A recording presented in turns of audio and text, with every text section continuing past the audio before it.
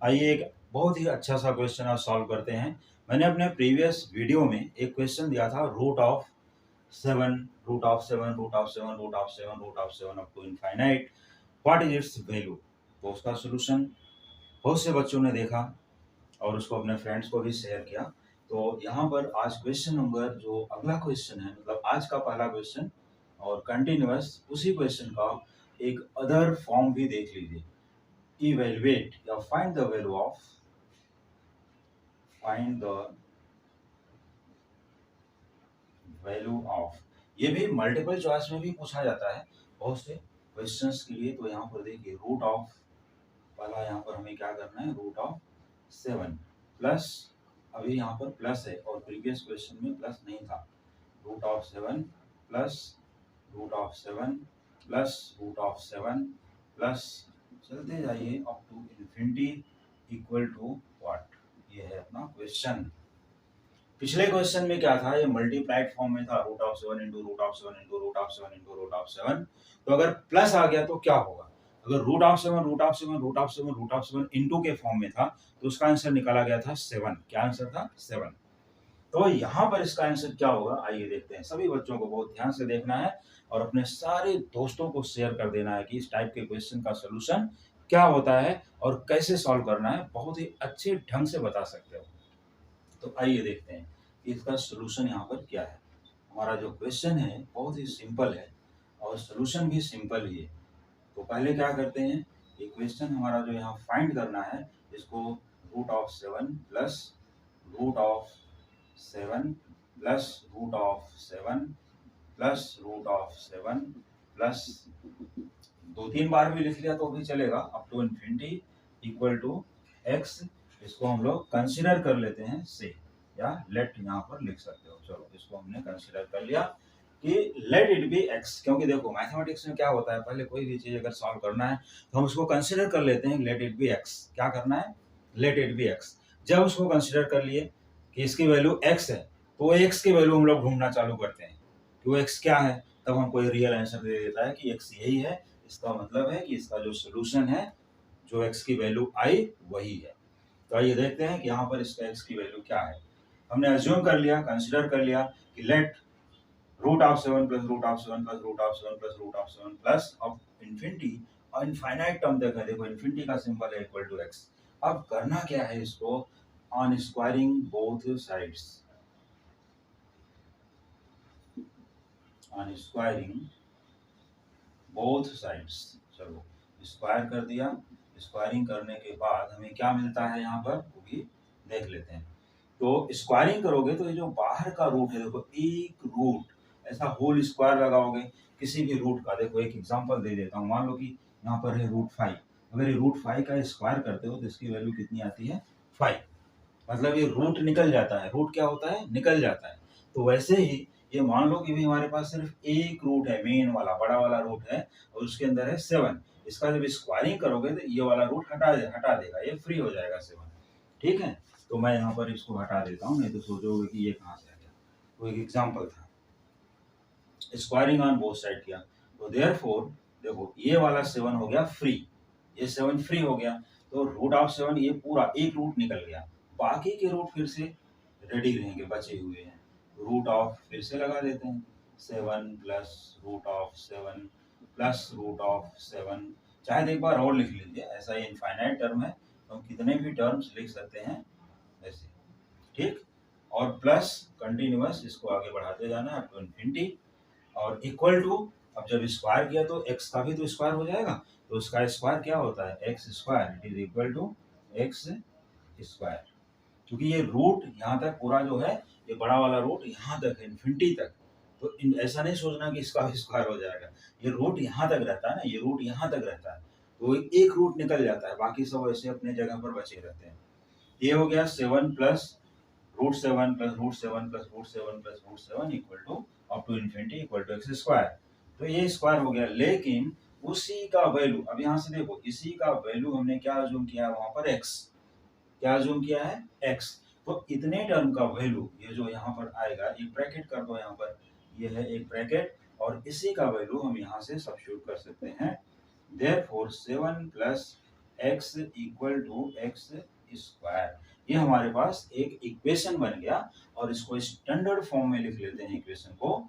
ये दोनों टर्म को उठा के ले जाते हैं उधर, तो ये हो जाएगा 0 equal to x square plus x becomes minus x. देखो कोई भी टर्म लेफ्ट से राइट में ट्रांसफर हुआ या राइट से लेफ्ट में, तो अपने साइन को बदल देता है। साइन को क्या करता है? बदल देता है। तो वैसे ही ये प्लस एक्स इस साइड से इस साइड आया तो हो गया minus x, plus 7 left side से राइट साइड में ट्रांसफर हो रहा है तो हो जाएगा -7, क्योंकि यहाँ पर है +7। तो देखो मान लो कि हमने मार्कर को ऐसा रखा है तो ही मार्कर बोलोगे, ऐसा रख दिया तो ही मार्कर बोलोगे। तो क्या करते हैं, इस इक्वेशन को थोड़ा रीअरेंज कर लेते हैं standard form. X square minus x minus 7 equal to 0 यहाँ कर देते हैं। बस इक्वेशन वही, देखो सेम पार्ट हियर और 0 यहाँ कर दिया। ओके, तो इसमें कोई चेंजेस नहीं होता। अब क्या करना है, दिस कंटेन्स -7, तो फैक्टराइज -7 और डिफरेंस यहाँ पर क्या आना चाहिए माइनस। अब इसका एक ऐसा फैक्टर निकालना है कि x square minus x minus 7 equal to 0। अब इसको फैक्टराइज करके हमें देखना है कि क्या ये पॉसिबिलिटी है या नहीं है। अगर है तो क्या है और नहीं है तो क्या है, दोनों कंडीशन में देखना है। तो यहाँ पर एक्स की वैल्यू कैसे निकालोगे वो देखना है। पिछले क्वेश्चन में तो वैल्यू आई थी 7, क्या यहाँ पर भी 7 होता है या दूसरा कुछ है, वो तो सोल्यूशन के बाद मालूम पड़ेगा। तो this is quadratic equation in terms of x. देखो x square minus x minus 7 equal to 0। तो 7 है एक प्राइम नंबर। क्या है? Prime number. तो 7 को हम फैक्टराइज करके ऐसे दो पार्ट में ब्रेक नहीं कर सकते जिनका डिफरेंस 1 हो। क्या होना चाहिए? 1। ये पॉसिबिलिटी नहीं है। तो ऐसे केसेस में हम लोग क्या करेंगे, श्रीधराचार्य रूल, जो इंडियन मैथमेटिशियन थे, उन्होंने एक फार्मूला निकाला है कि अगर जिस क्वेश्चन को हम लोग स्प्लिटिंग द मिडल टर्म, क्या बोलते हैं, स्प्लिटिंग द मिडल टर्म, जिससे सॉल्व नहीं कर सकते, मीन्स फैक्टराइज करके सॉल्व नहीं कर सकते, उसको हम लोग फार्मूला मेथड से सॉल्व करेंगे। कैसे करेंगे? फार्मूला मेथड से। तो वो फार्मूला क्या है और उसमें वैल्यूज किसकी यूज करेंगे वो देखिए। तो यहाँ पर क्या करते हैं, पहले इस इक्वेशन को हम नाम देते हैं equation number first. Okay, equation first. पहले इसको कंपेयरिंग करते हैं। कंपेयरिंग